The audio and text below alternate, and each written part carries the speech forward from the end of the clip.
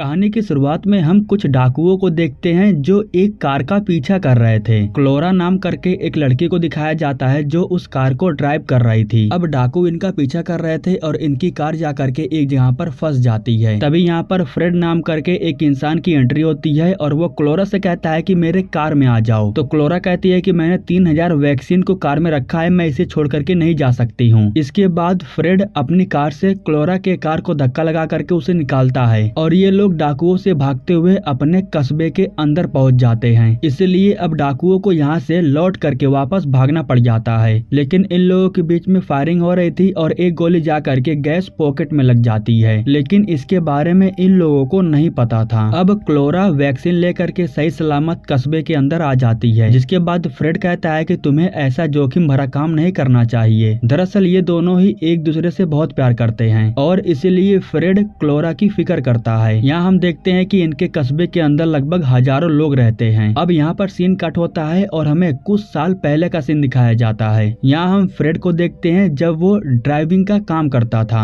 वो अपने एक क्लाइंट को पिकअप करने के लिए जा रहा था। उसके घर पहुँचने के बाद वो अपने क्लाइंट को देखता है। उसका जो क्लाइंट था वो ढेर सारे पैसों को बैग में भर करके शहर छोड़ करके जा रहा था, क्योंकि शहर में दंगे फसाद हो रहे थे। उसके क्लाइंट ने तिजोरी के अंदर जो पैसे रखे थे उसे फ्रेड देख लेता है। अब बाहर के साइड में हमें गोटिये नाम करके एक इंसान को दिखाया जाता है जो फ्रेड के साथ ही काम करता है। दरअसल ये दोनों ही काफी अच्छे दोस्त हैं। जब ये दोनों आपस में बातें कर रहे थे उसी समय यहाँ पर पुलिस आ जाती है और पुलिस जो है वो फ्रेड के क्लाइंट को पकड़ने के लिए आई थी, क्योंकि उसने शायद कुछ गलत काम किया था। अब यहाँ पर जो पुलिस वाले थे वो उस आदमी को गन से शूट करके जान से मार देते हैं। तभी बाहर के साइड में फ्रेड और उसके दोस्त लोग पुलिस वालों के ऊपर हमला करके उन्हें मारने लगते हैं। इस तरीके से ये लोग ढेर सारे पुलिस वालों को मार करके गिरा देते हैं। जब फ्रेड को मालूम चलता है कि उसका जो क्लाइंट है वो मारा जा चुका है तो ये लोग घर को छोड़ करके यहाँ से भागने लगते हैं। अब ये लोग यहाँ से निकल जाते हैं और फ्रेड जा करके अपने भाई एलेक्स से मिलता है। यहाँ हमें मालूम चलता है कि एलेक्स के बीवी बच्चे हैं, यानी कि उसका एक परिवार है। यहाँ पर फ्रेड अपने भाई से कुछ बात करने के लिए आया था। वो अपने भाई को बताता है कि उसने एक तिजोरी को देखा है जिसके अंदर ढेर सारा पैसा है। उसे बस बारूद की मदद से तिजोरी को तोड़ना है और उसमें से पैसे लेना है। दरअसल जो एलेक्स है वो बारूद में काफी एक्सपर्ट है, इसलिए फ्रेड उससे आकर के बात कर रहा था ताकि वो जा करके तिजोरी को तोड़े। बड़ी मुश्किलों से वो एलेक्स को मना लेता है और उसे लेकर के उस बिल्डिंग में जाने लगता है जहाँ पर पुलिस वाले मारे गए थे। यहाँ पर सीन कट हो जाने के बाद अब हमें फिर से आगे का सीन दिखाया जाता है। कस्बे के अंदर हम एलेक्स की बेटी को देखते हैं। इस समय जो फ्रेड था वो उसकी बीवी और बेटी का अच्छे से ख्याल रख रहा था, लेकिन अभी भी एलेक्स की जो बीवी थी वो फ्रेड के ऊपर बहुत गुस्सा थी। ठीक उसी समय गैस पॉकेट में एक धमाका होता है। ये धमाका अभी के लिए नॉर्मल था, मतलब कि इस धमाके से किसी को कोई नुकसान नहीं होता है, लेकिन अब आगे जो धमाका होने वाला है उससे इन लोगों को बहुत नुकसान हो जाएगा।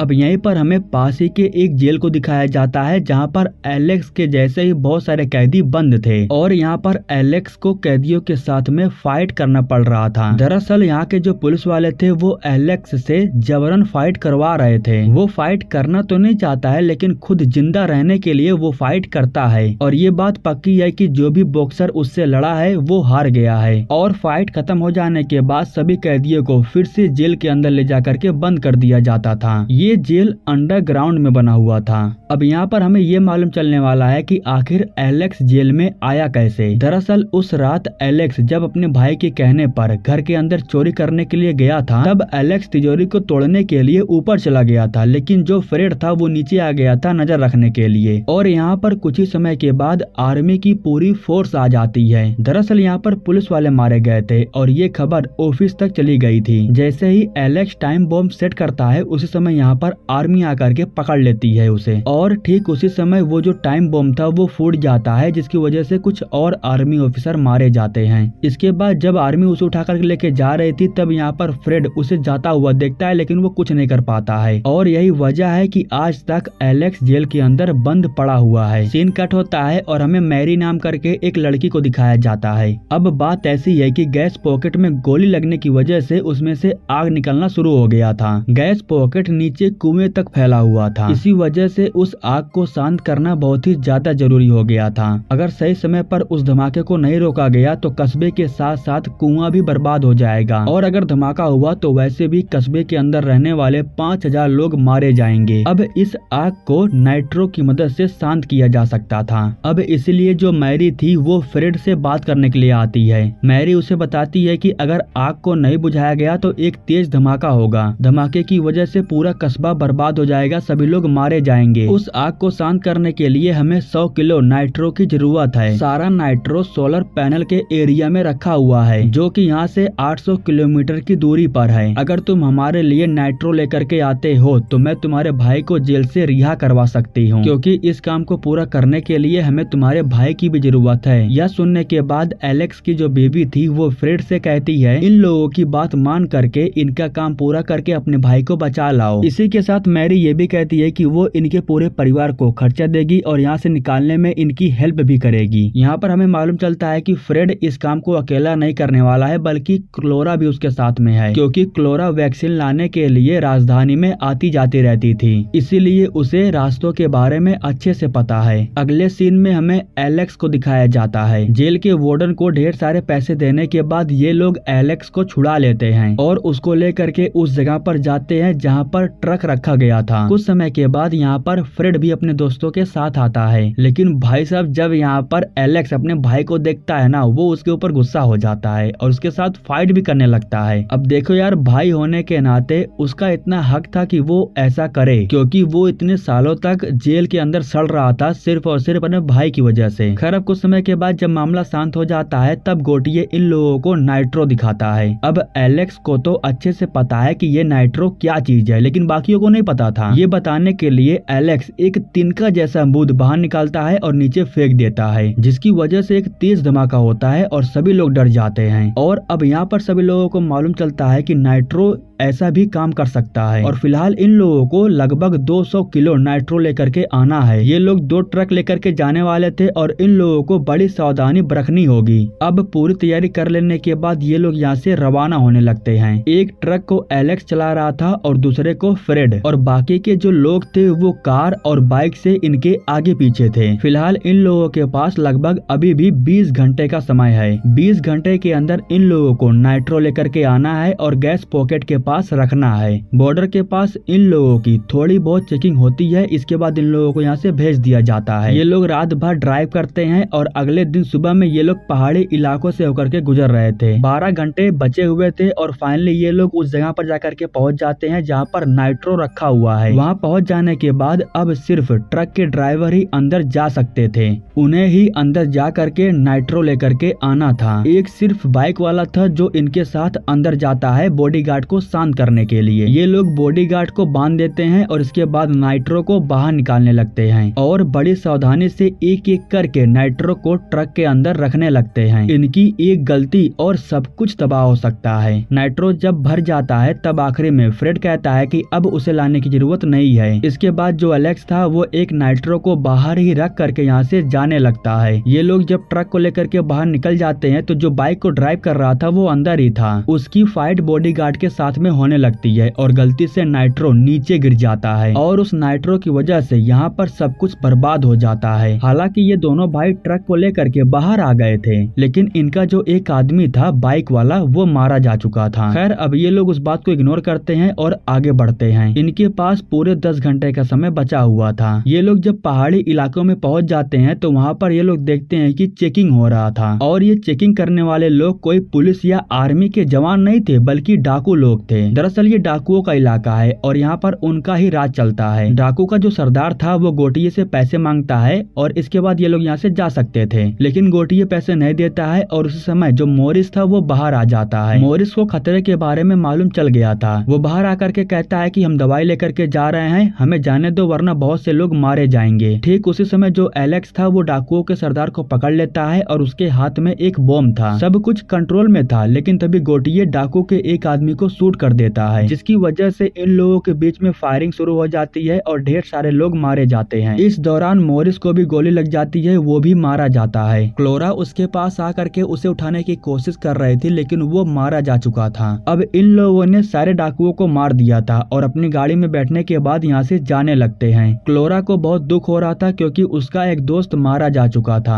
थोड़ी दूर आगे जाने के बाद ट्रक को आराम देने के लिए ये लोग ट्रक को रोक देते हैं और जो कुछ भी ढिल हो गया था उसे उसे टाइट करने लगते हैं। तभी जो क्लोरा थी वो गोटिये के पास चली जाती है और उसे थप्पड़ मारने लगती है। दरअसल वो गोटिये के ऊपर इसलिए गुस्सा हो रही थी क्योंकि उसी की वजह से वो फायरिंग शुरू हुई थी। अगर उसने पहले गोली नहीं चलाई होती तो ये सब कुछ नहीं होता और जो मॉरिस मर गया वो अभी भी जिंदा होता। खैर, अब सब कुछ ठीक हो जाने के बाद जब यहाँ से निकलने की बारी आती है तो अब ये लोग क्लोरा के बताए हुए रास्ते पर न जा करके गोटिये जो रास्ता इन लोगों को बताता है उस रास्ते पर ये लोग जाने लगते हैं, क्योंकि गोटिये का मानना था कि जिस रास्ते पर वो लेकर के जा रहे थे उस रास्ते पर डाकुओं का सामना हो रहा था। इधर हमें दिखाया जाता है कि कस्बे के बाहर कुएं में से धुआं और आग काफी ज्यादा निकलने लगा था। इसी वजह से कस्बे के सभी लोग काफी ज्यादा डरे हुए थे और वे लोग प्रार्थना कर रहे थे कि कोई चमत्कार हो जाए। इधर ये लोग जब ट्रक को लेकर के पहाड़ी इलाकों से होकर के गुजर रहे थे उसी समय आगे जो बाइक को ड्राइव कर रहा था वो एक धमाके की वजह से मारा जाता है। सभी लोगों को लगा कि यहाँ पर डाकू आ गए हैं और उन्होंने ही मिसाइल से हमला किया है, लेकिन कुछ समय के बाद इन लोगों को मालूम चल जाता है कि यहाँ पर डाकू तो नहीं है। इसके बाद एलेक्स बाहर निकल करके आता है और वो देखता है कि ये लोग खदान के ऊपर खड़े थे। खदान के ऊपर खड़े होने का मतलब यहाँ पर हर जगह पर बम बिछा करके रखा गया है।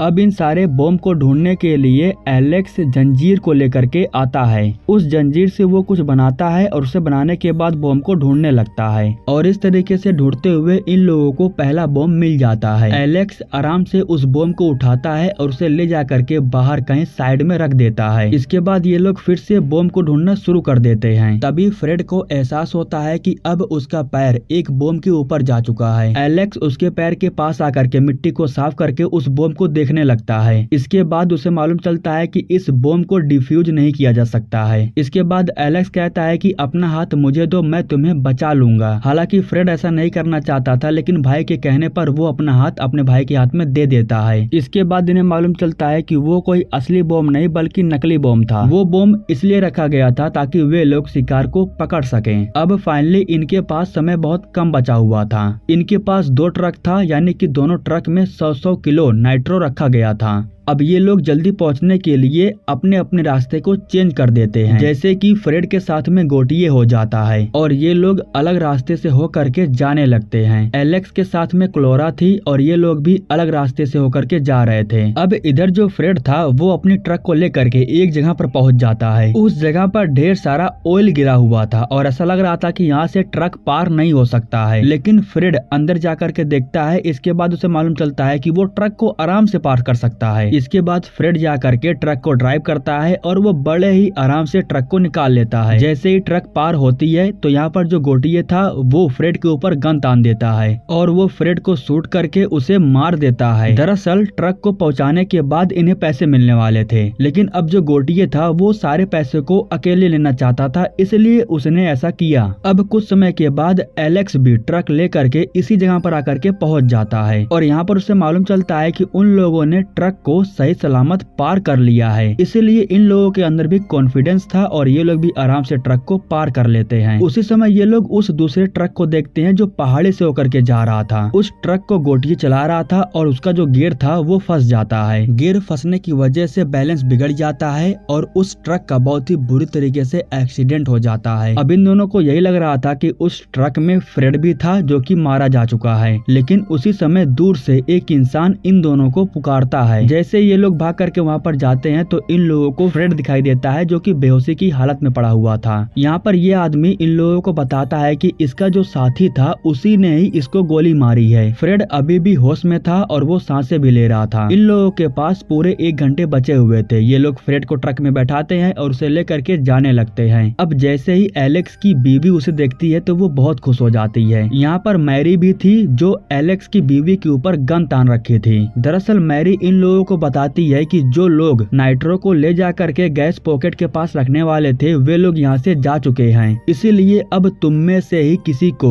नाइट्रो ले जा करके गैस पॉकेट के पास रखनी होगी। जिसके बाद एलेक्स कहता है कि ठीक है, मैं ये काम करने के लिए तैयार हूँ, लेकिन उसी समय पीछे से फ्रेड इन दोनों को ही शूट करके जान से मार देता है। अब कुएं में से धीरे धीरे आग ज्यादा निकलने लगा था, यानी कि अब धमाके का समय हो चुका था। इसीलिए अब जो फ्रेड था वो खुद ट्रक को वहाँ पर ले जाने के लिए तैयार हो जाता है। हालांकि हालांकि जो क्लोरा थी वो उसे ऐसा करने से रोक रही थी, लेकिन वो उसकी बातों को नहीं सुनता है। वो अपने कस्बे के लोगों को बचाने के लिए नाइट्रो लेकर के वहाँ पर चला जाता है और अब नाइट्रो की वजह से जो यहाँ पर धमाका होने वाला था वो बिल्कुल शांत हो जाता है। अब उसी समय इन लोगों को हेलीकॉप्टर दिखाई देता है जो इनकी तरफ आ रहा था। दरअसल वो हेलीकॉप्टर इन्हें लेने के लिए आया था जो इन्हें यहाँ से बाहर निकाल सकता था। सभी लोग बहुत खुश थे और इसी के साथ दोस्तों ये कहानी यहीं पर समाप्त हो जाती है।